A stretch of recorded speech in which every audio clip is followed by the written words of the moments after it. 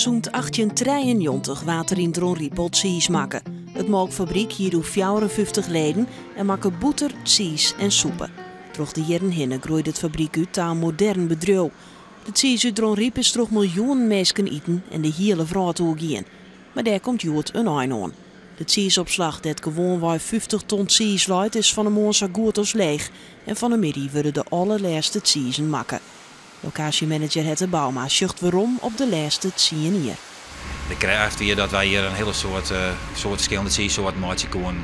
Dat we hier inventief zijn kunnen, dat we hier een soort specialiteit maken kunnen. 2009 wie het laatste jaar dat de productie volop draaide. Er waren toen 23 miljoen kilo cheese maken.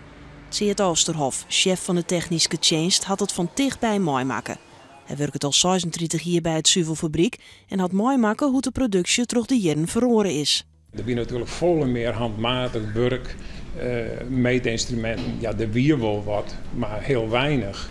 En toen is men vlak daarna begonnen met de nijbouw van de cheesemakerij. Zat die in 79, 80 iepen is. Nou, dat was toen al een enorme vooruitgang, heel wat geautomatiseerd. En dat is natuurlijk enorm ontwikkelen de laatste jaren. Het fabriek helle eind 2009 het landelijke Nijs troch een bedrijfsongeval waarbij Salpeter soer vrij kwam. Het hele dorp waard afsletten. Maar verder hadden neer grote problemen west. De meeste werknemers binnen intussen oorpleets naar orenvestigingen van Friesland Campina.